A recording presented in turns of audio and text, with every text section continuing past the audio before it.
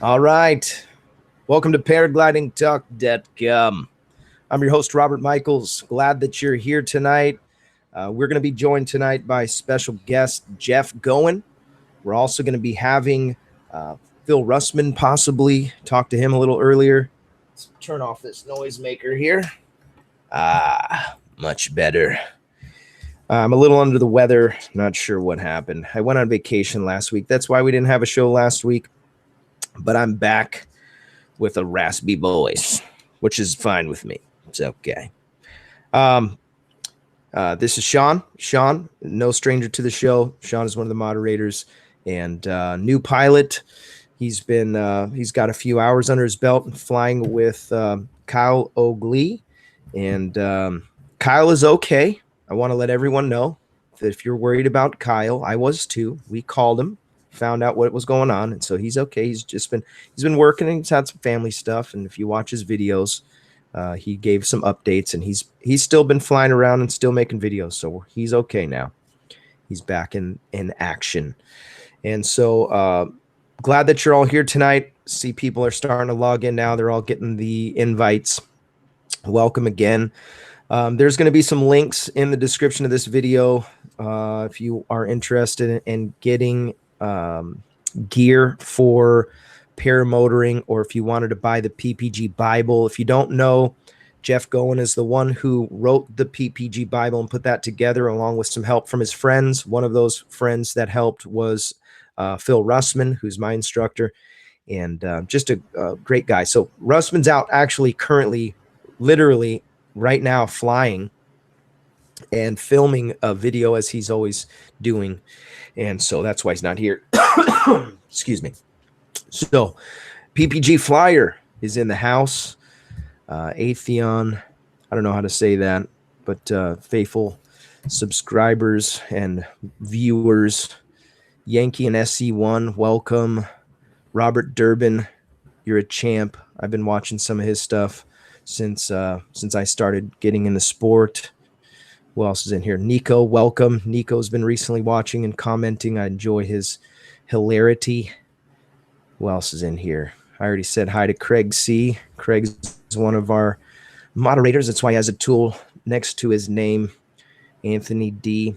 If you're ever wondering about the moderator role, either you've been on the show as an interviewee, or you've stood out in some exceptional way, and or you've gone through and read the rules on paraglidingtalk.com and have become an asset to the show. So I appreciate you if you are helping out in any way to make this show happen, and it's fun. I gotta be sarcastic here. Yeah, bring it. And sorry, sarcasm at its finest. So Sean was sharing with me just before we got rolling here, and he was telling me how he had got burned by a website where he was going to try to buy gear. And so what was the name of that website again? I believe it was paraglideraviation.com. Okay, might have been Paramotor Aviation. I believe it was Paramotor Aviation. I'd have to look it up. I do have it out. I just have to look it up. That's okay.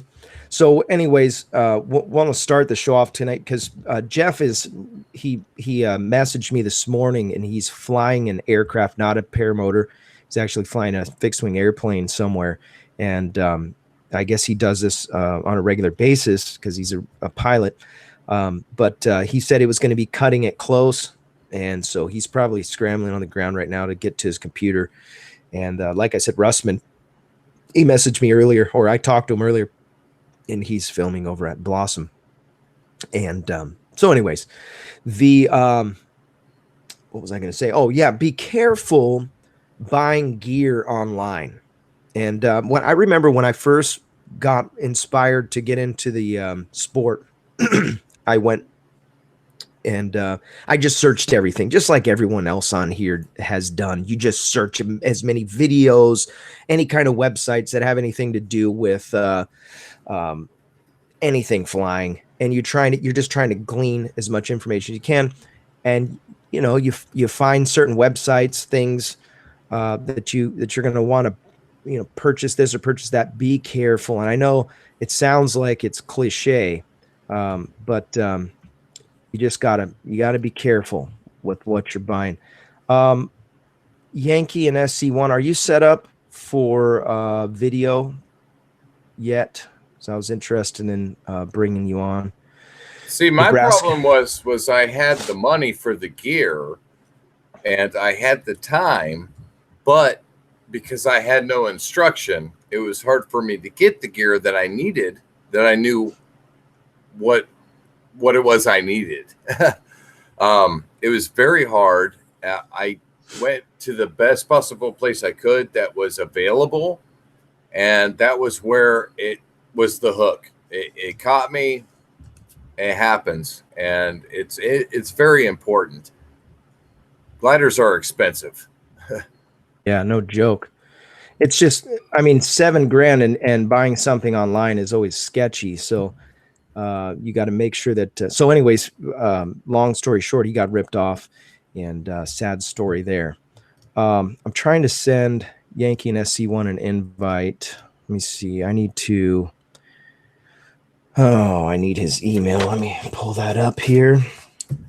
I do want to encourage everyone to go to the website. If you haven't got signed up with the mailing list, put yourself on the mailing list. I just got another person on there today, and it reminded me that I need to mention that on each show. Ripman Riding's in the house.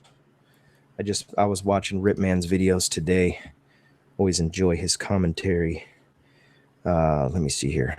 How can we do this? Bow, bow, bow. Yeah, it's been a crazy week for me, guys. We're moving into a house. We're moving out of the house that we're in, and we're moving into a new house that we bought. So we bought a house, and we're closing escrow. So hopefully by the end of the month, we'll be in there. So but in the meantime, so I'm invited, right? I'm invited once you get everything moved and you're situated. Yeah. Yeah, especially with your new trailer. Yeah. Yeah, I'm excited. You should do a screen share and share your picture. I should. I totally should. We should do that. Let me see here. I'm sending invites out. Where's Mark Amenson? He needs to be on here too. Here's a lovely picture. This is what I got right here. Oh yeah, beautiful. What size is that? That is a 6x12. Love it. Yeah, it's going to be comfortable. I'm excited. I can't wait. Darn it. I can't find Yankee and SC1's email. This is horrendous. I wonder how I should be able to invite him by his YouTube handle. Oh, that's why everything's slow. I'm streaming two things at once. Okay. I just don't know what I'm doing here, folks. 44 people are watching. Jeff Goin, you're famous. You're not even here yet. Okay, let's see here. Oh, yeah, everybody needs to hit the thumbs up button. I don't know what that does, but I feel like I need to do that. I feel like I need them, but I don't know why.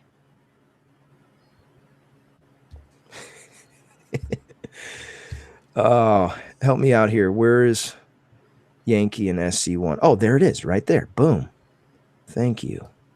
Okay, I should be able to. Oh, I knew I did have that email. See, you take a week off and all of a sudden, yeah. I know, man. Okay, here we go. Let's go back to here. I'm going to drop this there. Boom. Nope, it's not showing up. Huh. Oh, Earthlink. There was an extra I in there. Let's try that. Nope. Okay, something's wrong here. Do. So anyways,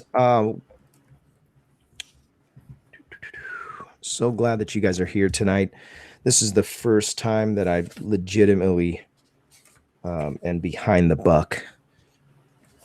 We were just doing budget stuff before we got on, and I was like breaking down because we have to do a remodel at the house, tile, carpet in all the rooms, corner molding, the baseboards and all that need to be redone. And I was trying to figure out where we're going to get the money for all of this. Buying a house is ridiculously expensive, if you don't know. Say if I can give some advice about that, save your freaking money. Oh my word. Oh, okay, where is that email? So anyways, tell us about where you got that trailer, because that thing's pretty rad. You know, I picked it out up from a place that's about an hour and a half away from my house, located out in the middle of nowhere. They had a big lot of several different campers and trailers and things like that, and I was like, you know, that one's the one. And it was cheaper, it was decent, it was priced well, everything was done on the interior. So I was like, yeah, I'll take that one. And so $3,000, huh? Yeah. So is it brand new? It was used. Okay, better. That's even better. Yeah. I call me cheap, but I'm not a fan of buying brand new stuff. You know what I mean? Well, I mean, if it's going to last, it's going to last. If it's used, that doesn't mean that it's not got plenty of life left. It just means that somebody was at the point of either I ran out of money, I can't pay for it anymore. I'll sell it back to you, and you can get what you can out of it. That'll pay it off. You know, I think that was really where it was at. Was a guy had sold it back to them because he didn't have the money to pay for the rest of it. And I just walked in and was like, what's that one? Yeah, do me up. You know, must be nice to make it rain. Hey, you know, hey, if you got it, you gotta spend it if you got it. Yeah. Just before the show started, I sent an invite to Mark Honeycutt, and so he's driving. He was in the drive-through, so we were trolling him. What's her name? Elaine? Yeah. Elaine or Elena? He's hanging Elaine out with his girlfriend. She is actually she's doing some movie stuff. Movies on YouTube are becoming a popular thing now. Like they're really putting money into it. So for all the YouTubers out there, we got some serious competition coming our way. It's pretty crazy. Dangerous Dane in the house. What's up, Dangerous Dane? John Staples. How are you, my friend? I send out a handful of invites, so you need to check your emails. Tony, I sent you an invite. I sent an invite to Trey. You should have got an invite as well. Yankee and SC1. Yankee and SC1's on a new adventure. Guess he moved to Florida. Did you see that video? So he's over there flying like a madman, and he's got a new whole thing coming soon. You can go watch his video if you want details on that. Pretty cool. Yo, Flying and Goat. That's great. Tim's Tube, 1981. Is that Tim's Tube? You were born in 1981? Just wondering about that. Yeah. Yeah, I lucked out. I got the size that I needed as far as the trailer. It was a 6x12. That's plenty enough room for a couple air mattresses, solar panels. You know, anything to run the fridge or to run microwave, I'm good. This is weird. Nobody's getting their invites. Huh. Very weird. So I sent out invites to Yankee and Tony, Trey, Mark Amenson. Interesting. I wonder why nobody's getting these. A couple weeks ago, it was like that too. We had some incidences where it wouldn't like communicating or something. Yeah, I'm going to try to send this. I'm sending another one to Trey again. Rip man, my flying has been stunted because of vacation, but I did get to fly just a day or two ago. I got to fly at Torrey Pines. It was kind of weak, and I should have went to Blossom. I see Jacob's asking how's Blossom been. Blossom's been awesome. It's always awesome. It's very rare that you can't go to Blossom and it be good. But I don't like to tell everybody that it's good because then it gets packed over there. And I don't want a whole bunch of people. I went there one day, there was literally 10 people flying. And we're all just kind of hugging the ridge and just, it was crazy. Yeah.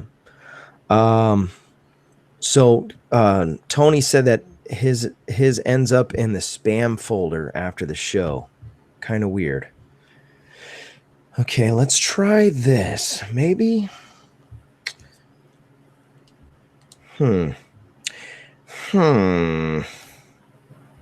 Interesting. Gosh, man. People are logging in like crazy. We have almost 50 people on right now. Well, Jeff is a big, yeah. No, I know. Big guy here, Yeah, I know. When he texted me this morning, he said, by the way, if you're just logging in, Jeff is not here yet. He was flying a fixed wing aircraft from somewhere to somewhere, and then he was going to be landing, and then he thought it was going to be cutting it short. So if there was no issues along the way, that he was going to be joining us. Okay, so did anybody see it? I hate to stir up drama, but everybody likes a little bit of drama here and there. So I saw this video. I want to get your comments and get your feedback. I saw this video, the Captain Kirk, and he was bashing, and the title of the video, I don't want to send you to the video because it's just annoying, and I'll save you the headache. But I don't know, man. It just kind of bothered me. The way that he was rolling, it was kind of an embarrassment to me. And yeah, I don't know. Anyways. Hey, Nebraska PPG. What's happening? What's up, brother? What are you doing? I just got done golfing with my guys at work and just came home. Could have flown. Nice. Yeah. Is it flyable? Yeah. The trees are not moving and the sky is gorgeous. So, yeah, I think it would have been, but there was a storm up to the north, and yeah, we said, well, we don't know how it's going to be. So, yeah. Continue about the video, though. Yeah, so I watched the video, and the clickbait title got me, and then he bashes people from using clickbait. Right. He goes on to talk about he's bashing Tucker Gott for his flying adventures. Claiming, okay, the guy's doing dangerous stuff and flying in dangerous conditions. Tucker, everything he does, it's calculated. He tells you what he's doing. He mentions that it's not safe if he's doing something that's sketchy. He's never hiding anything. It's not like he's trying to. He made it sound like these guys are out there trying to set you up so you can die. And I'm just like, come on, man. Completely unnecessary. And it's every time that somebody does get hurt that we get these videos, flying off the shelf. And yeah, it's just crazy, man.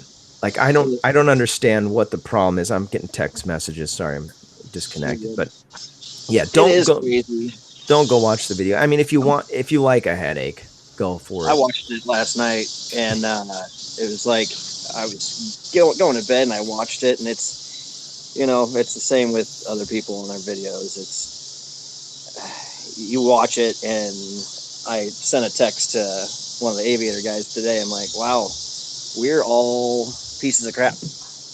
I know. That's what I'm saying. And I texted Eric and I said, Well, I'm a piece of crap, and it Dell did the same thing after that guy crashed. I think it was at the Salton Sea Yeah, gathering, Salton Sea. and it's like, I mean, it borders sociopathic behaviors, and I'm not calling Kurt a sociopath or anybody, but it's like it's fine to say I'm sorry to the family and everybody, but and I guess maybe it's just me, how I was raised or something. Like, there's no reason to bash on other people. Some people suck. Some people think I suck, I'm sure. But, it is what it is. I don't think you suck. Thanks, man. Appreciate it. Right. I don't think you suck either. I was actually watching Kirk's video, waiting for him to bash me somewhere in there. Yeah. Because it's funny. And this is the thing. Like, when I first started, I watched Captain's videos in the beginning, and I was kind of like, you know what? He's got, I kind of like his, his teaching styles. It's good. He just kind of brings out the stuff, and he's not afraid to film it, and he's not hiding nothing. But that was the first video where I'm like, dude, now you're doing exactly what the Del Taco does, Go. It's like, come on, man. If I want indigestion, I'll eat Del Taco. Now I got two of them making videos, and it's like, dude, come on, man. So, anyways, my heart goes out to the family that he lost his life. He had 4 kids. This is a reality of the sport. We're a part of. There is dangerous stuff.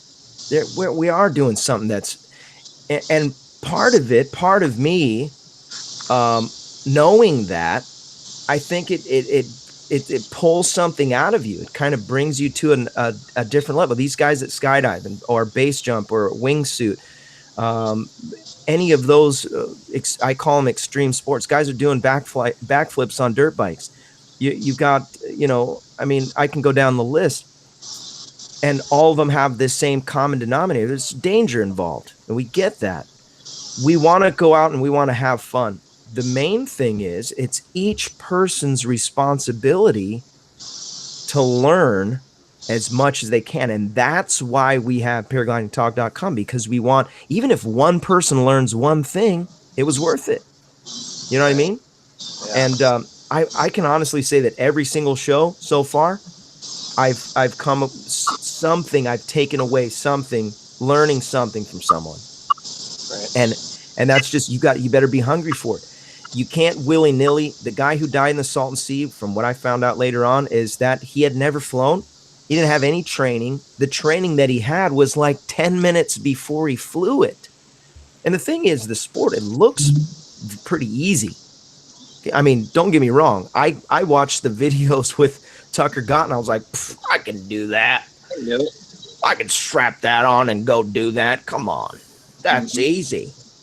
But I understand there's a lot of little tiny dynamics that are involved, and the room for error. So I know Russman's not here, but we talked for a good half an hour earlier today about the show, and he was talking about one of the most common dangers of instructing in the very beginning, and I'll let you chime in right here. Nebraska PPG. Wow. Josh, holy smokes. Josh Bowden. Sometimes my brain.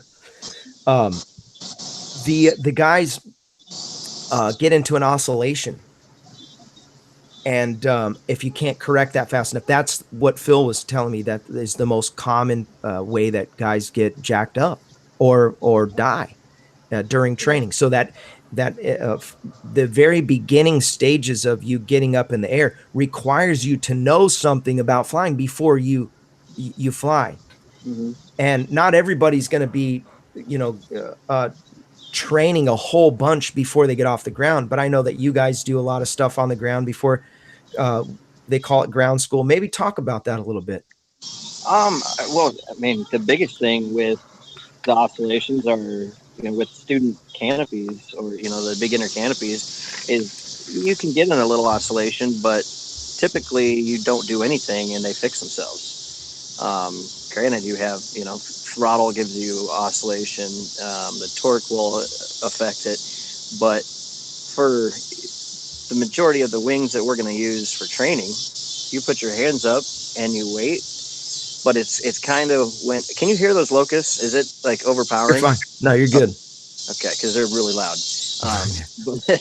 So I think, and I've had students like, well, I was just trying to fix the oscillation. And Woody had a good video that he put out on Facebook about how to correct it. But it's so counterintuitive that, you get a student up there with 20 minutes of flight and he starts getting into an oscillation, then he tries to correct it, and all he's doing is making it worse. You go left and you're thinking, oh, I need to go right. So you pull right, and then you start going back to the right. And a student's always doing it like a step too late. It's not going to react right now. And after, 10 flights, I start to have them make themselves oscillate, and then I talk them through how to just immediately stop it. But for a student rig, it's pretty much, they're safe as long as the instructor is using, beginner gliders and safe gliders. It's just gonna, Chris Santa Croce, he says it perfect. It's gonna come back to equilibrium, and being a nut on a string, that's where you end up generally. There's multiple factors that are going to change that, but for the most part, safe glider, it recovers and it puts you back where you need to be. Yeah. Yep. Hey, Saboba Flight Park is in the house. Welcome. He's actually going to be our next show, and that is the 23rd. What are we, the 16th? I'm all out of whack, folks. Yeah, so we were talking about that, the training stuff, the beginning days. And it's hard for me because I haven't flown a paramotor yet. You should. I do want to. I'm totally not against it. I want to, but it's like this addiction with knowing that I can put my airplane on my back and just hike up the hill and then go fly, for an hour or whatever. And well, this way you don't have to hike up the hill. You just find a flat field. Yeah. Fly up the hill. You've always got a thermal. It's and up you go. Yeah.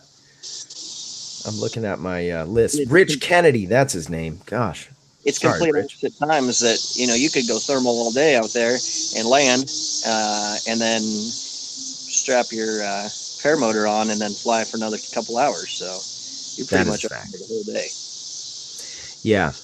And all the old school guys who are teaching a bit in the sport for a long time, Max Marion, he's got one. All these guys that you would think he's acro guys. Who else just got one? God, a bunch of guys just got motors. I want one. Okay. Okay. But I bought a house. Right. I can't afford nothing right now. You can sell one of your bedrooms, maybe. Yeah, I'm gonna have to rent out a room. Craziness. Down payment or two, Seriously, man. Yeah, but maybe in a couple years I'll be able to make some money off of it. Right now I'm going backwards, folks. Right. Yeah, so Yankee and SC1 home equity loan. No. I haven't even got the house yet. If I ever have the urge to drive another Midwest to coast drive, I'll bring the trailer and some motors, and we'll see what we can do. Let's do it, man. You have plenty of people out there to train you, but it'd be good for me to head out that way at some point in my near future. I would make Russman do it because he's right down the street, and I could just show up and be like, Russman, let me fly your motor. Right. But he sold all of his motors. Oh, really? Yeah, he doesn't even have a motor right now. Yeah. He kind of came up in the whole talk. I mean, Kurt kind of mentioned, maybe not him directly, but books and videos and organizations, and that kind of led me down through another wormhole of other videos that Kurt has posted. And I was like, man, he's brutal. And I actually almost went to train with Kurt in 2010 or 2009. Wow. And like, I think I told you this before, in 2008 or 9, I was with Dell and Kurt both. I had talked to both of them. Whoa, that's crazy. And I won't talk about either of them negatively because I don't know them, but there are ways as humans that we can talk to other humans and be okay with other humans. And that's when you know it's bad. When the conversation goes, as humans,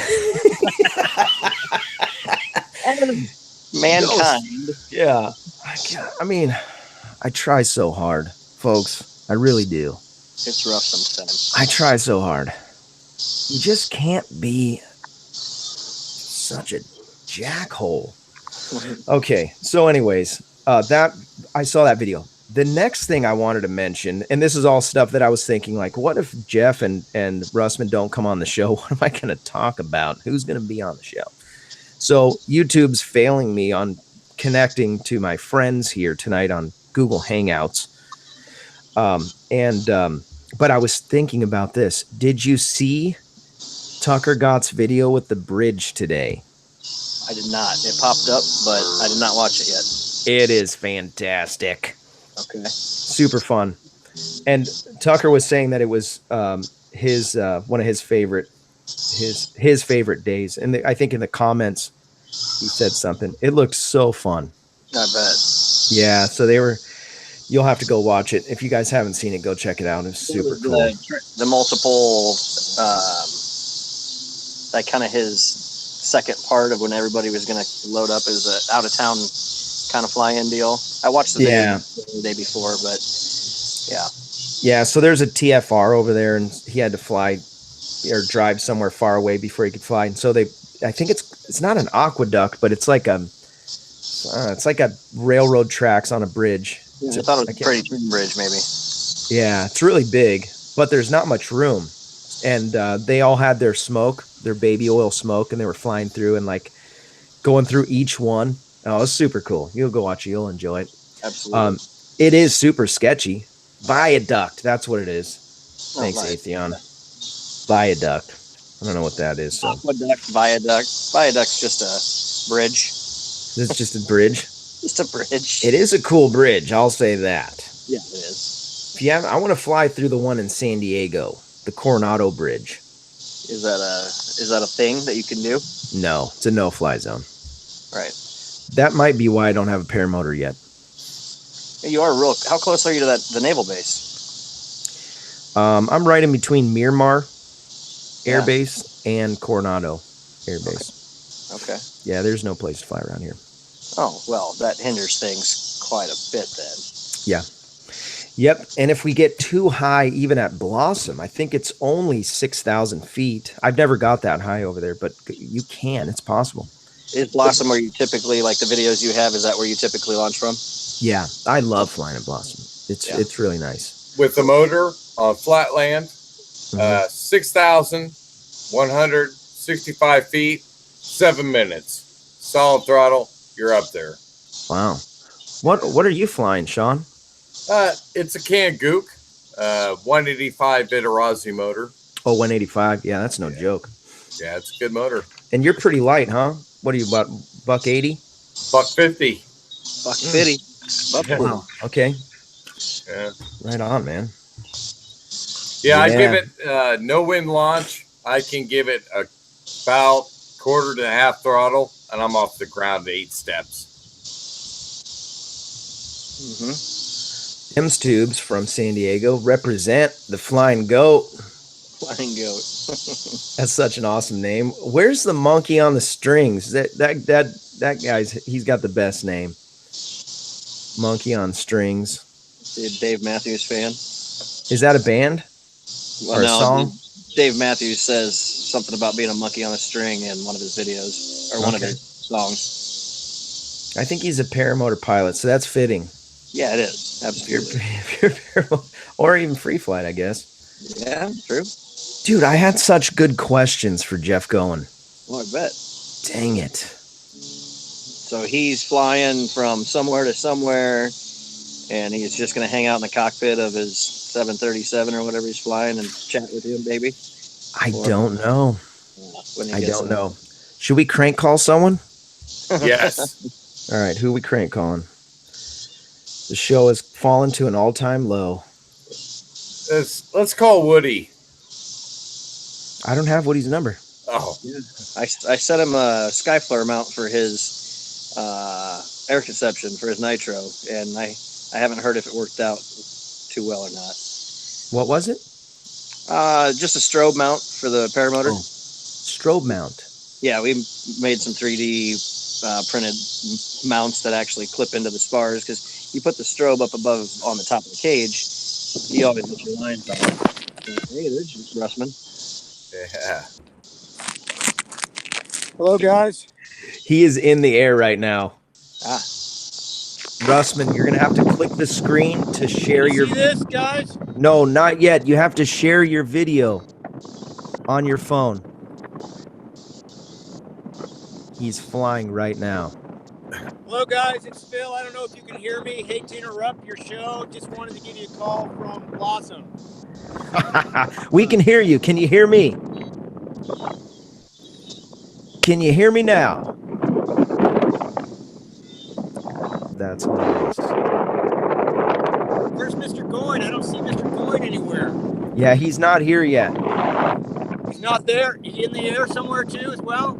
I think so. You know, I think can't so. hear you too well, so I'm probably just screwing up your show. I may try and call in. It might work better.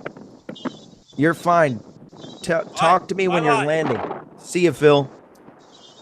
Yeah, the sun's still out pretty good right now, so he's probably still catching thermals. What time's your sunset over there? About half an hour from now. 7 o'clock. 7 o'clock. Yeah, I can literally still see the sunlight. Yeah, we're going till right at 9 right now. Well, it sunsets at... Russman's calling me right now. Oh, perfect. Go ahead. Prank call him. Hey, Robert. What's up, Phil? Were you able to hear me and see me? Yeah, so you just have to allow your video. Oh, really? Okay. I'll try and start it up again and see if I can get that going. All right, do it. I've got faith. All right. Bye. So I've got some video. You got to go back to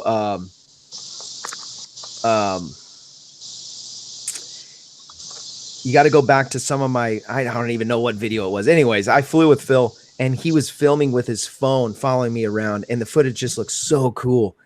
And later on, I found out Russman worked for a film crew doing like editing and stuff in Hollywood. So he's done some big movie stuff back in the day. Anyways, so he's really good at filming.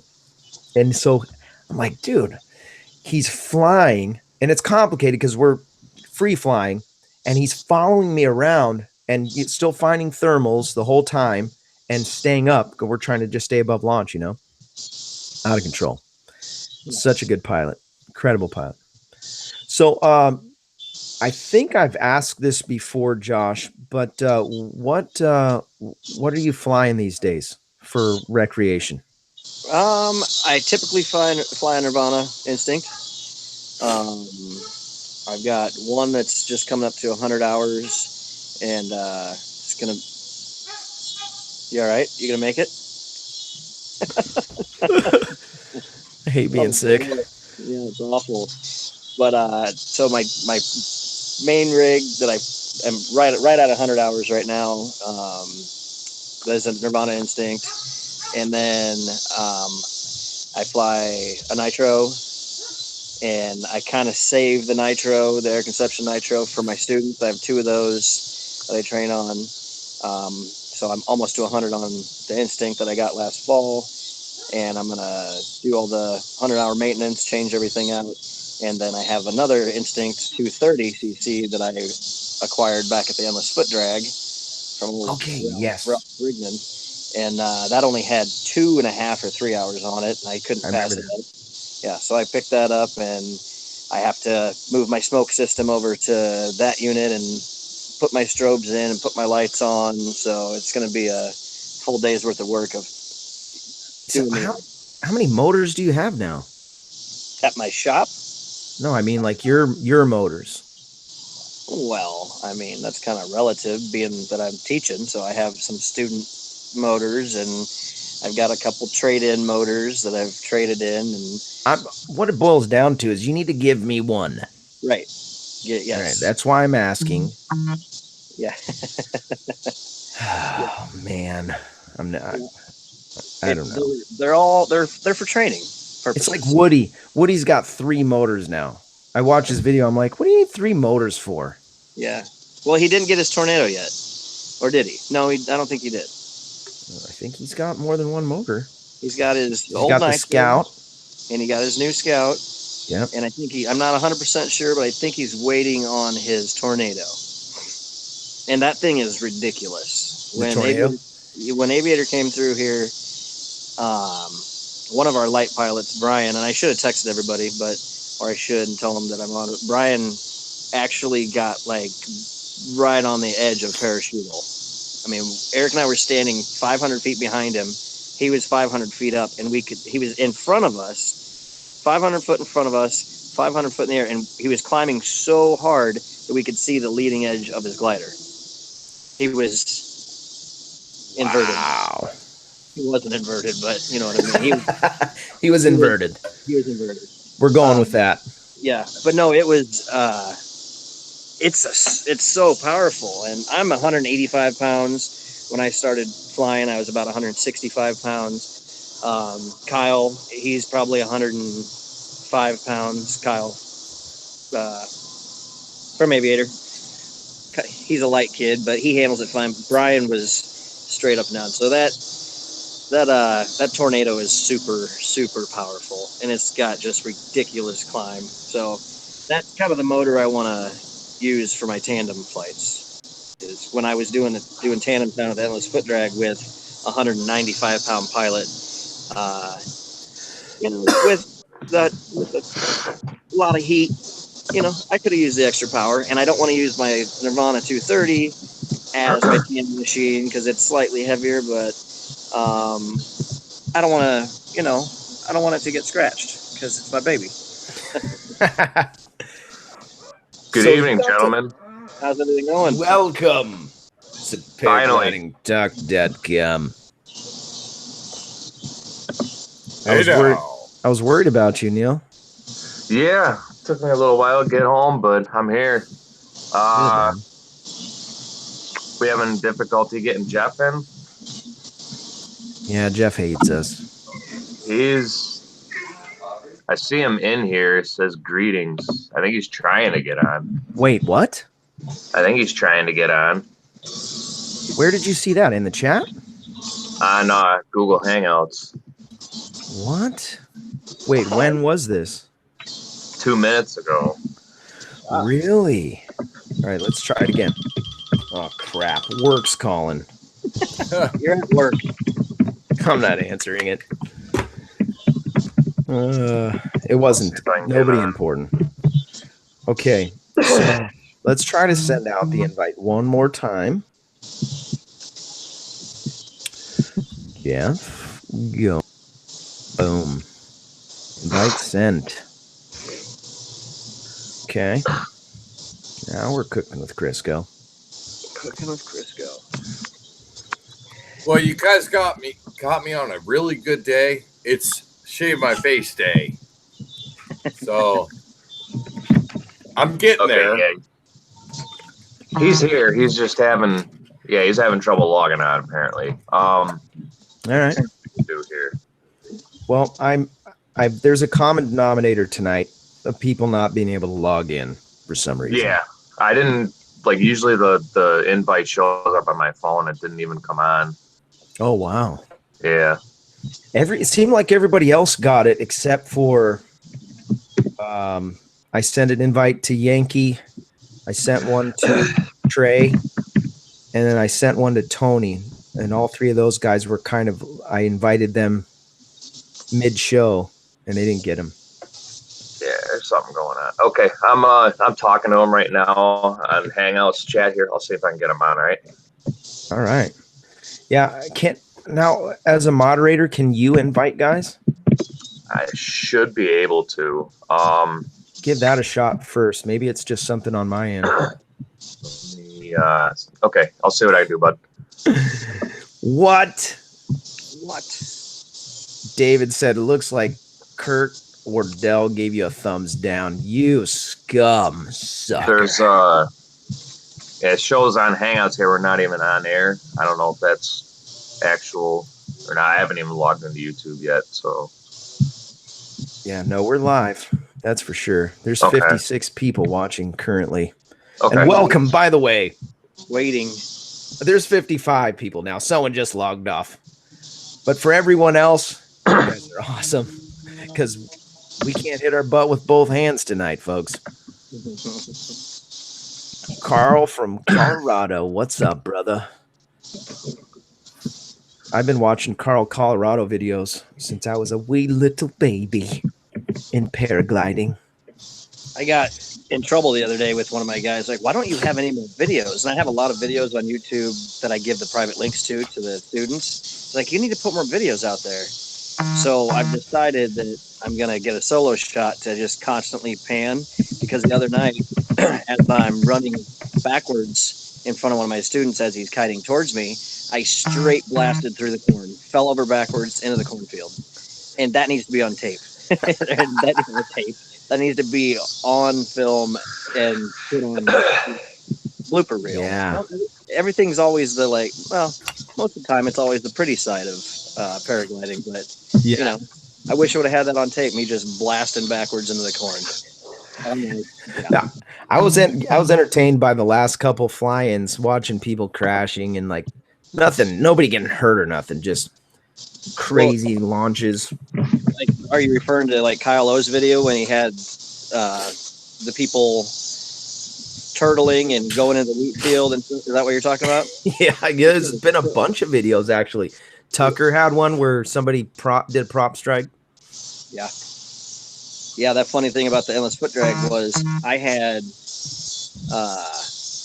I took three people down with me, or two people from Omaha, one of my students came with, and Brian, he turtled, and he was on Kyle's video. Corey had a bunch of failed launches in the morning. We stayed up too late and maybe had too much whiskey, I don't know. And then one of my students that had been playing for a few minutes, he killed his motor on accident, reached over to hit the start switch, turned his glider 30 degrees or so, ran out of space, and just went straight into the wheat field and went straight down. Up to his elbows in mud, picked it up, walked back to the front of the flight line, took back off, and everything was happy. So it's like we made it on Kyle's video 3 times. Wow. Dang it. For the wrong reasons. I see text coming through. Is he about there? Yeah, that's just our personal text. I'm trying to get, see if we can get Jeff's email. Maybe he has an alternative email that we can send it to him. We're down to the last 10 minutes of the show, so. Oh, bummer. We'll have to, we'll resurrect this one and bring him back on. We'll work out the kinks. And that's why, you know what? It's great about this show, and I'm not just tooting our own horn here. We can talk about paragliding whether anybody's here or not. You know what I mean? Absolutely. We can talk about flying. Yes. It's what we do around here. We had our balloon fest this last weekend, and we got about 7 of us flyers that had the time, and coordinated it well with the skydivers jumping in, the balloons launching balloons left at 7, skydivers came in at 8, and balloons came back at 9 and lit balloons up and everything. So it was a nice. There we go. He's on. There he is. Yay! Jeff Goin, you are live. Welcome. Welcome to paraglidingtalk.com. Awesome, man. So you were flying right now, and now you're on the ground safe. Yes, thankfully the airplane is back home and healthy. What were you flying? Everyone wants to know. Oh, it was an oldie but a goodie, Bonanza, Beechcraft Bonanza. It's a 1956 airplane. Nowhere near as fun as a powered paraglider, but it does get more people there faster. Yeah. That's cool, man. So everything went good enough. You're here. Yeah, it was very good. Everything works on the airplane. There's always a couple of little squawks, but it's one of the bummers about airplane life instead of the paramotor. When you have a problem on the paramotor, at worst, it might cost you a few $100s. Yeah, not so much the airplane. Yeah. Oh, yeah. Yeah, you don't want to screw that up. No, that gets expensive in a hurry. And you can't do foot drags with the airplane anywhere near as easily. It's kind of like the other stuff. You fly the other stuff, and it's nowhere near as good for doing some of the fun stuff. So a friend of yours, Phil Russman, who's my instructor, was by the way, he didn't invite instruction. I forced him to be my instructor. And so because he's not instructing anymore. But does he still say that? Yeah. Oh, okay. Well, if he is, he hasn't charged me. So okay. He's a good guy. Oh, I love him to death. I tell him that he's my paragliding dad. Oh, that's good. So yeah. he's flying right now at Blossom. I don't know if you're familiar with the site. Oh yeah, I've flown Blossom. Have you? Okay, that's my home site. As a matter of fact, we bought a house down the street from there, and he may log in somewhere around here. Okay. And, he was on earlier, but he was in the air and he couldn't figure out how to turn the video part on. So now we're probably going to have to do a follow-up. So because you're late, you're going to have to come on the show again. Okay. All right. For so which we'll I apologize. No, that's okay. We were just mentioning that that's what makes our show great is it doesn't matter because we're going to talk about paragliding anyways because it's paraglidingtalk.com. That's true. Good point. Yeah. So it doesn't matter. As long as one person's on here talking about paragliding, we're good to go. And we've got 4 tonight. Awesome. So Jeff, you are a legend in the paragliding world. And so you can say what you want. Don't try to get humble now. He wrote the PPG Bible. Everyone knows about the PPG Bible. I put a link in the description to Phil Russman's website where he sells the PPG Bible. I hope that's okay with you. If you have a different link or a place where they charge more for it and you make more money, let me know. I'll put it in there. No, that's fine. And so if you would give us some background. How'd you get into the sport? And I'm going to give you the platform for a little bit. In 1999, a friend of mine called me up and said, "Hey, Jeff, you want to go in with me on a powered paraglider?" And I looked at the phone funny, at least in my mind, and said, "Oh, what?" Now, mind you, only about 8 months earlier, I had bought a helicopter of all things. So that was kind of my answer to low and slow. I've been in aviation since 1976 and always kind of wanted to do low and slow. And then I finally got to a place where, hey, this is $30,000. I can do this helicopter thing. So I wound up doing that. And then this call came, and I thought the guy was nuts. When he told me about a powered paraglider where you sit in this little harness-like seat, I pictured one of those nylon aluminum chairs, and I figured it was like the guy in L.A. who floated over the city with weather balloons. Remember that guy? Yeah. So I'm thinking, I got enough crazy flying things. I don't need any more. This is probably another way to kill myself. It did not end well for that guy. Yeah. And it's like, I probably can't, but let me look at it. So I looked at it.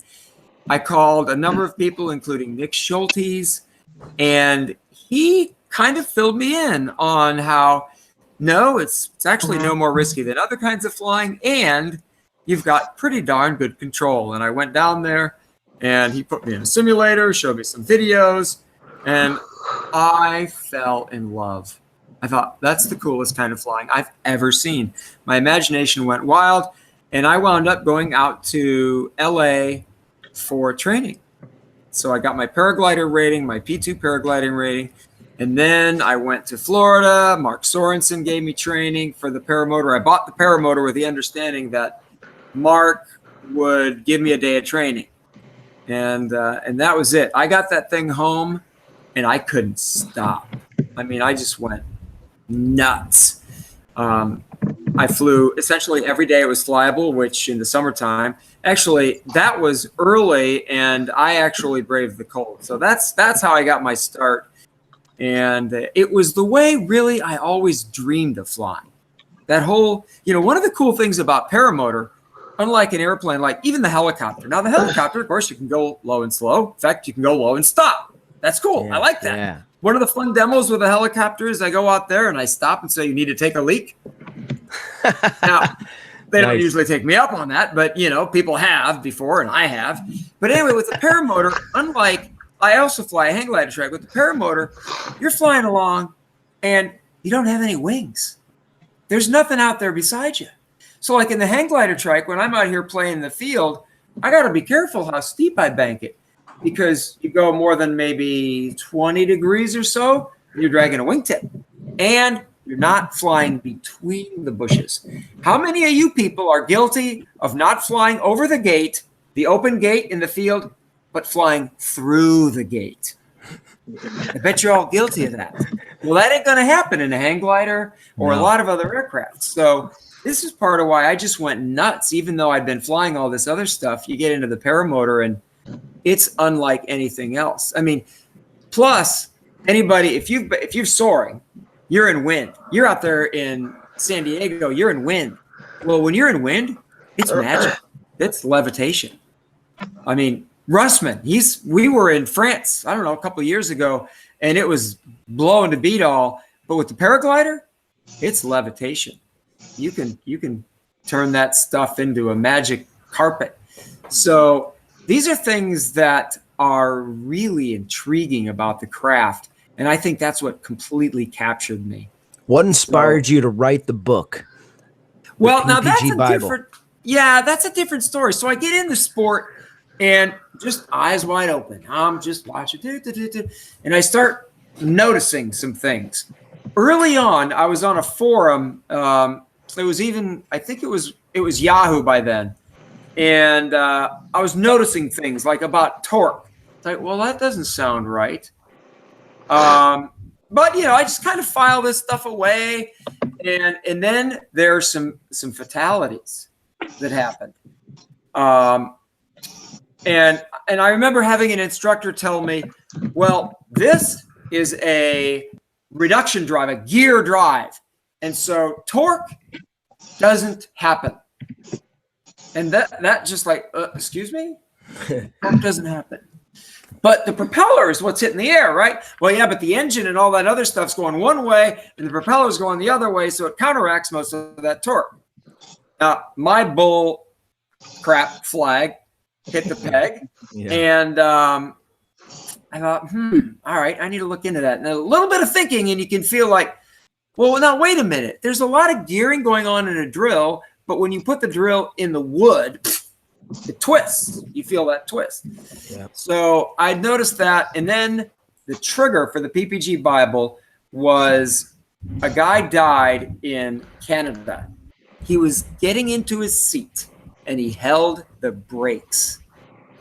I thought, whoa, that has to be among the most preventable types of accidents. And so a series of things happened. USPPA was putting together a syllabus. Alan Ciuccolati from San Diego was working on that syllabus. And by this time I had met Alan, and he was a real mentor, and Phil Russman. And Phil and I, we were both going at this big time. Phil has just been, we've had a lot of fun with it together. And Phil was also an inspiration in other regards. But so when that happened, when that guy died, and I called Alan, I said, hey, Alan, where's that syllabus? We need it. So I started calling schools. Well, the schools, when I asked them, so what do you use for a textbook or for information? And they would always start it off with, well, we sell the such and such. And that said to me, I see. So you're not really using anything. And so Alan had told me about, actually, he was working on a book kind of, and Dennis was working on a book. Dennis is already written. Dennis Pagan has written the Art of Paragliding, Understanding the Sky, and a host of other books. Yeah. So I called Dennis and I said, "Hey, Dennis, this is Jeff Goin. I'm into powered paragliding. I'm involved with the USPA, and I understand you're writing a book. We need it. When are you going to be done with that book?" And he said that fateful statement, which is, "Well, I decided not to write it, but if you write it, I'll publish it." Nice. That was not in my plans. But I started thinking about it, and it's like, I got a lot of stuff and I've got to sort some things out. So I took it on and I just started working on it. Made a big outline. I had some questions I needed to answer. Aerodynamics, little aerodynamics things. This is embarrassing, but like I had forgotten. I mean, I went to college, to an aeronautical college, but I forgot some of the fundamentals, the four forces thing and all that. And so I contacted this guy who's a no BSer, Dana Haig. And I could tell, you can tell when someone's posting on the forum, you ask them a question, they say, I'm not sure about that, but let me look it up. And then they come back with an answer that makes sense. And there were a number of those things. I contacted Dana and I said, "Hey, I'm working on this project. It's a book. And I got some questions. Can you help me out?" And he was an immense help. And an example is when you throttle up, you pitch out in front and you climb at a steeper angle, of course. So the question is, does the angle of attack increase? Or is it all flight path? And so I posed that question to Dana because I didn't know. And we came up with some tests to come up with the answer to that question. And he admitted too, I'm not sure. I think it's such and such. The formulas say such and such. But so we came up with a test and we did the test and we came up with the answer that you see in the book. So it was a bunch of things like that. I spent, I don't know, seemingly probably a year and a half or so before I got the first draft off to Dennis. And then Dennis had corrections and I did a bunch of illustrations. Dennis was going to help me with the illustrations, but when I get going on a project, it's like I have an idea in mind on how to make it clear. And one of the things I do to test it is I'll show it to someone. What's this tell you? And if the person can't describe it, well, guess what? It's not their fault. I haven't done my job. It's a textbook. The illustration ought to tell it. So I went through all that. And finally, then I went to Dennis's and I stayed at his house for, I think, 3 days. And we just crammed through it. He edited it and helped me out a lot. I didn't know that, man. Dennis Pagan is a legend. I mean, that Understanding the Weather book revolutionized my life. Like I look at the sky and I'm not the same person anymore. It's a great book. I agree. What was that, Josh?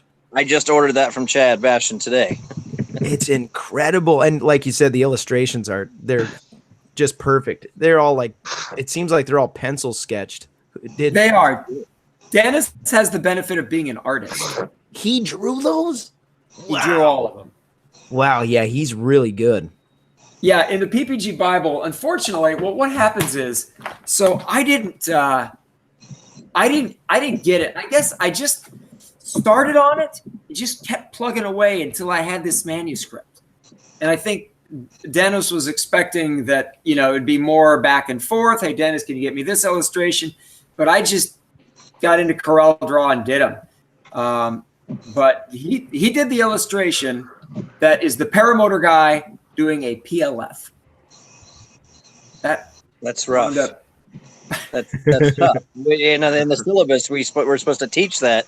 And how do you teach a quarter PLF?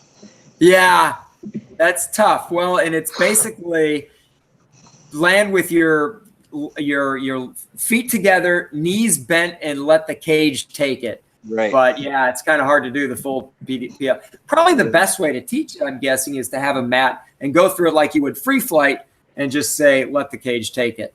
Sure. Yeah, you won't do the roll, but thankfully the cage will do a fair amount. if you're watching and you don't know what PLF is, it's a parachutable land fault. So it's in case something goes wrong and you hit the ground, and more skydiver technique. Yeah, you might be under some kind of canopy. What were you going to say, Josh? I'm sorry I interrupted you. Well, I had a question that back when I was going through my instructor clinic with Chad and Check, mainly aimed at you, Jeff. Well, actually, everybody, talking about simple physics with just the stuff about 5 minutes ago. We had a question regarding paragliders, and it was Bernoulli's versus Newton. What is your take on it? Because in class we had, 10 people, and there was what makes the paraglider fly? Is it Bernoulli's or is it Newton? Well, ultimately, air has to be accelerated downward. Correct. And Bernoulli's principle is at work because it's describing fluid motion. So it's at work, and it's at work pushing air down. Right. Pushing you down and around. And I got an experiment for anybody that doubts Newton is at play. Right. That's my thing is look at this. Go ahead. Continue. Well, it's kind of comical because Nick Schultes was very involved in the beginning of this for me. And so we played a lot. And one of the things that he did to me was I'm out there doing a foot drag, all having a good time. And there comes Nick in front of me. When Nick gets in front of me, I get to feel the downdraft in the middle, and I couldn't take off. So I basically had to land and run on this road until he got far enough ahead of me that I could take off again. One other thing. Now, I know you could say, well, this is mostly playing with the wingtip vortices, but notice that the vortices do what? They settle. Right. The vortices settle. So you've got air going down. Now, you do have some air going up on the outside. So if you fly formation, there is a sweet spot where you can reduce your power just outside of your lead pilot. So you're on beside him, just outside of your lead pilot. And that's a case where you have a little upwards air moving. But one of the best experiments you can do is to watch as they fly a jet through those smoke rings, the smoke towers. And you see the swirls, but also the air is going down and spreading out. Yes, that's my favorite thing to do when I'll hit my smoke on my paramotor, and I'll do just a nice level 360 and come right through it. And a lot of the times I'm the first off the ground. I'll go up. If it's dead calm, I'll hit my smoke. That way we have a true tell of the smoke direction, and I'll fly through it again. And it's like Top Gun, when it's down and out, swirls through, and it looks just cool. It's super cool. Yeah, that is cool. I've never flown my own motor with smoke. It's why add cool. No, it added a new element. Yeah. I'm gonna put you over here so I'm looking at my camera. We're gonna have to get you some smoke, Jeff. Yep. That it would be fun. You have to drill a hole in your exhaust, don't you? You know what? A lot of people drill and put a rivet nut in there. What I do is I drill it, I re-weld it thicker, I drill it and tap it, and I have had zero problems with it. With about 6, 7, 10 gallons of smoke oil through it. Wow. Now, did you say you weld? Yeah, I drilled it, welded it to make the elbow thicker. Wait, stop. Yes. Welders own the world. Well, I weld for fun, but yeah. You can make things out of steel. That rocks. Yes. Yeah. It is a helpful thing to have in my pocket when it needs to happen. Yeah, man, welding is awesome, and especially aluminum. I just got a new. It's just a wire feed aluminum TIG welder. No, I haven't bought a TIG welder yet. I really want to, but I don't do that much aluminum that I need it. But I'm at a loss for the words. It's a wire feed, but you just hook it up. It's a gun. It's a spool gun. It's a spool gun on it for a MIG. Yeah. Yeah. So I haven't played with that yet. But with all the guys at the field and they break aluminum because aluminum breaks, you can't bend it back. Yeah. I felt that was necessary for me to have something that was that I could repair their stuff with. Very cool. Yeah. So I love working with metal. It's fun. Jeff, maybe take us down the path of growth. Have you ever been flying and been out of control at any point where you were freaked out? Maybe take us down that road. Remember the point about when I first got into sport and things weren't quite the way I was told. Yeah. One of those episodes was I had been told modern paragliders don't get into parachutal stall. Like, okay, cool. I like that. So I'm out there. I was playing in a band at the time, and we were playing at a band shell in Bolingbrook, Illinois. And right across the street from that band shell was a big field, a high school field. And I had my paraglider rating. It was a nice sunny afternoon. And I thought, well, how does this really differ that much from paragliding, where we go out in the afternoon and catch thermals? So took our stuff over to the band shell. There were a number of other bands playing, and we had some time. And the guys said to me, "Don't crash." I go over and I launched my little Fly 75. Fly 75 is a little direct drive motor, more common in the early 2000 area. And I launch into the afternoon thermals. Completely controllable. I'm on a 28-meter wing, which was common for my weight, about 150 pounds. I'm climbing. You have to circle out of this field because it's surrounded by trees, but it wasn't windy. It was just thermally. So I'm climbing out. Actually, it made a noise kind of like this. Only much louder. Your audio can't do it justice. Yeah. Dumb and Dumber. And I get to about 50 feet. I've been doing this for maybe 2 circles, and I'm only at 50 feet. So it's kind of turbulent. I'm working it. And then all of a sudden, I slow down. The air on my face stops. Uh-oh. And I look down. I'm going down, aren't I? I am going down. Here we go. Pull, whack. And it was just too fast. None of that tweak the A's, even letting up on the power, letting up on anything. It was just all too fast for me to react. Probably with more experience, and now certainly, I would know what to do. But at that point, I didn't. So I crashed. That was obviously a lack of control. Those last few, this won't go well. But that I posted on the forum, on the Yahoo forum, and I got at least 4 private emails from other people who weren't willing to go on and say it, but they had parachutal stalls. Wow. So it was clear that this was happening a lot more than anybody wanted to recognize, along with other things that I'd noticed, like, people aren't dying because the wings are collapsing. They're flying perfectly good equipment into the ground. And I'm just kind of registering all of these things. And so that was my really first completely out of control moment. There's another moment, though, that was a lot longer than a moment. And you'll have to ask Phil Russman about that one, because that was probably 30 minutes of nearly out of control. Amazingly enough, that wing never collapsed. But that was in Panama.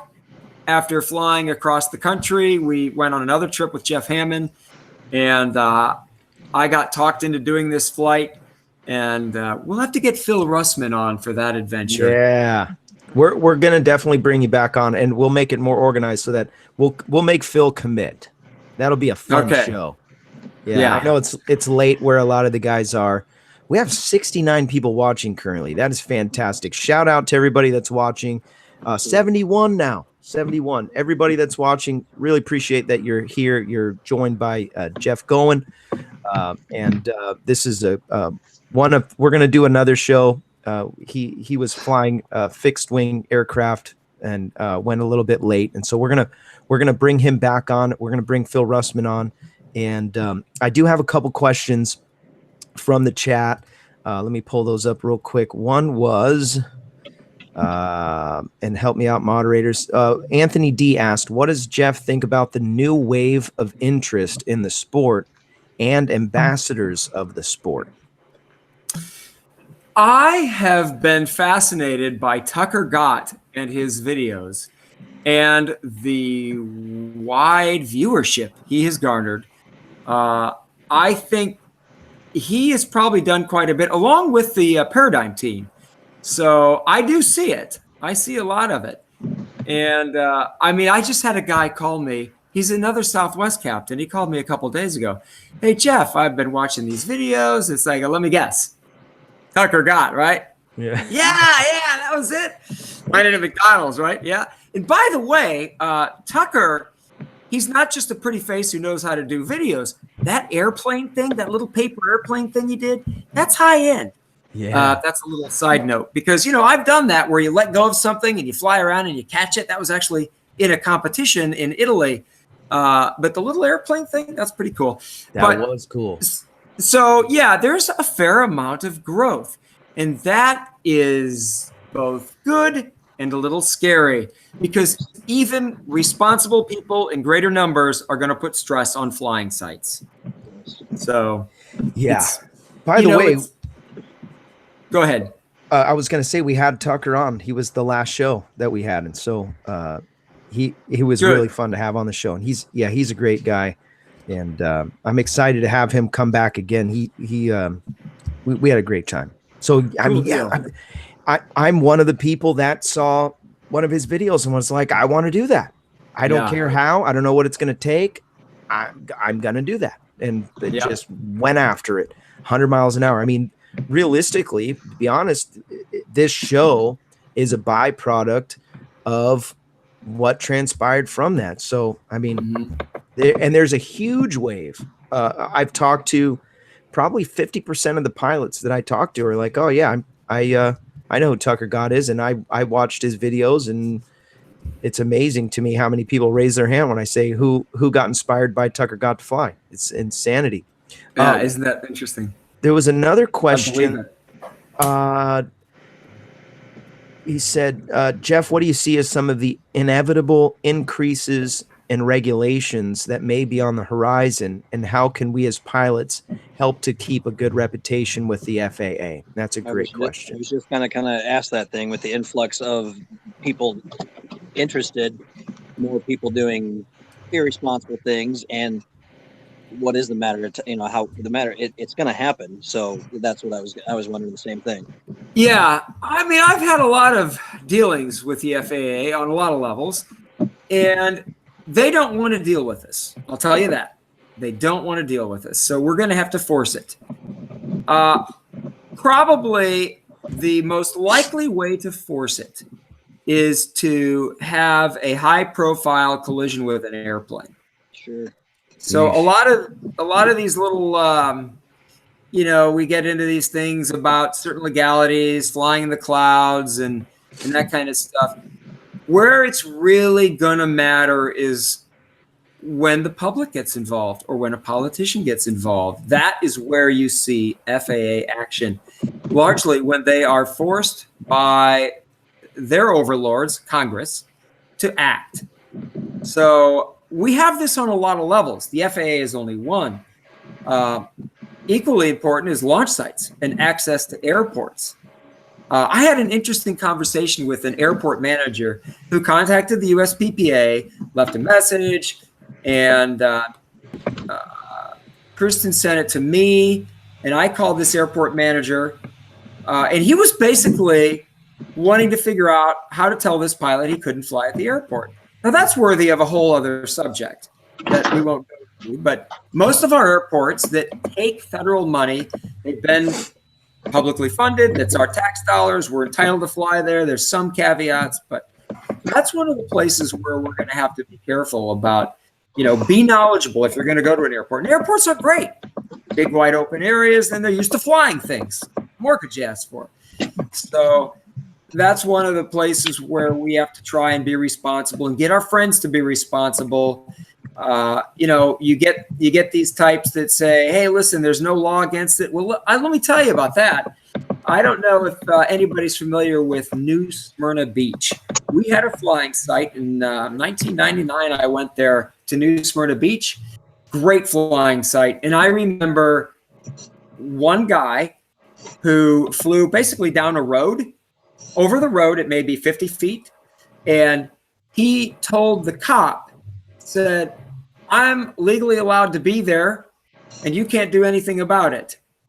Within 6 months, the city had enacted a law that forbade paramotoring, flying anything off of the beach. We were done. So, we have to collectively encourage our friends, try to be responsible ourselves. We all have those moments. I mean, hey, there's a road down here not far from my house, goes kind of winds through the citrus, and it's perfect for foot drag. But make sure there's no car. I can see that there's no cars coming. I'll go down there and I'll foot drag the heck out of that thing, but there's nobody coming. So, we just got to kind of be smart about it. And I think in that way, we can stay out of a collision risk of airplanes and keep the locals happy. We probably have a decent long life ahead of us as aviators. Yeah. I love it. Do you have a timeline on how long you think it'll be before it actually happens? Like, just what do you think? Like 5 years? The FAA has no interest in regulating us. I can tell you that. Okay. They barely have any interest in enforcing some of the regulations that are there. Sure. Yeah. When there's evidence out there that, it's ours to lose. It is, absolutely. Yeah. It's ours to lose. And, well said.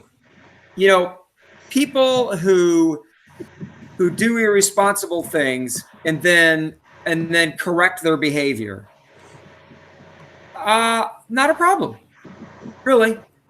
It's if you do that and you keep doing it, now you're threatening it for everybody. I mean, we've seen that happen.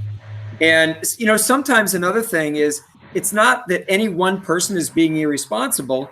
It's that maybe a group, because I field other calls about this. It may be a group where collectively they're all pretty much doing the right thing, but you get a new guy in and the new guy doesn't know about that house a quarter mile away, and he goes and buzzes it for a while. And the next thing you know, that neighbor is calling the city and starting up a complaint. And really, the guy was not being irresponsible. He was not doing anything illegal. He was just buzzing around early in the morning when we like to fly, creating kind of a bad name for us. The FAA won't ever get involved in that. I can tell you, they're not interested. Right. But that is great stuff. There was one other question, and then we're gonna call it a wrap. Yankee from SC1, he said, can Jeff talk about where the huge bank of footage for his Master series came from? That's a huge amount of data. Yeah, it is. Well, yeah, that was done over a 5-year period. For one thing, I had collected footage before that. I started, I learned basically everything I know from Phil, and I started collecting footage I had a script. The first thing I do is I start with an outline, then I write a script. This is what I want to cover. And then I get a list of the shots that I need to show that, and I'll go out and do it. And that's the fun stuff, really. And then you come up with camera angles that show it. And I just went out and shot it, one thing after another. And sometimes I needed animation. And oh my goodness, is that a pain in the neck? That is very time consuming. So, for a while, I was going to a lot of fly-ins. I had access to a lot of really good pilots. Tim Kaiser, he would basically do just about anything. I would stick a camera on myself. There were some things that, nobody wanted to do. The landing on car stuff, by the way, that's easier than it looks. And that was just a lot of fun. I did all that just south of San Diego. And we shot that over a week. And Matthew Rowanay, former world champion, he was an absolute gentleman and consummate professional.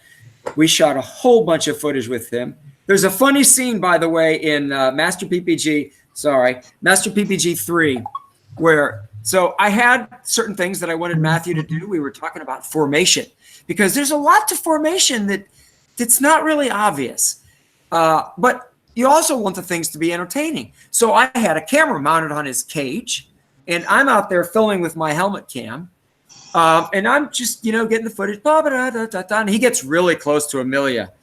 I don't know how close until I'm watching the dailies and I'm looking at his camera. He didn't get close. He landed on her cage. Oh, no. Landed that thing on her cage. Oh, man. Stuff I won't do. But anyway, so it was just over the years, I would get a lot of great people. Phil, I'm sure I got a lot of Phil.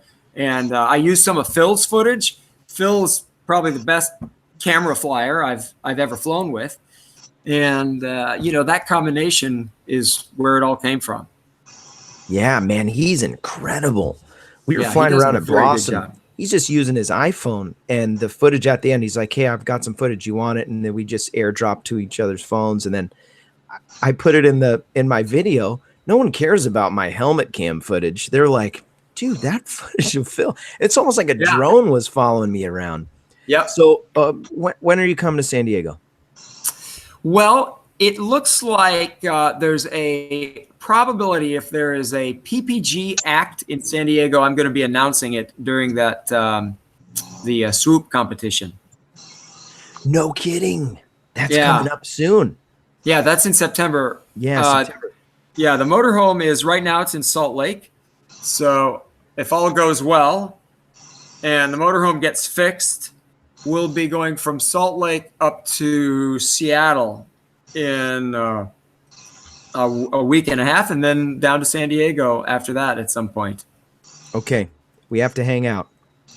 Absolutely. I'd love to. And we'll make Phil buy dinner. Okay. I like that even more. That's awesome.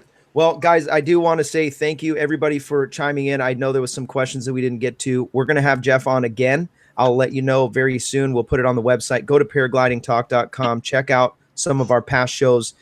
You can find out the very last show was Tucker Gott. If you didn't get to see that one, go back and watch it. It was really good. There's tons of information, tons of things that you can learn from some of the best pilots in the world, whether it's PPG or hang gliding, paragliding, all things flying. Go check out the history of the show. I also want to encourage you to go to the Patreon, support the show financially. I want to take this thing to the next level. We're already doing very well. We're at $100 a month on the show, which is amazing to me because it seems like it was just yesterday we had our first show. And so I really appreciate everybody who supports the show. You guys are awesome. Even the guys that are paying the Patreon just because you said a bad word on the show. And you guys are awesome. I really appreciate you. And we're going to keep this thing rolling. Again, thank you again. We're going to have a short after show, and we will see you next week, Thursday night, 6 p.m. Pacific time. Thanks, everyone. And thanks again, Jeff, for being on. Stick around for the after show. Okay. And appreciate everybody. The chat room's still going crazy. You guys have a great night. We'll talk to you on the next one. See you on the air or in the air.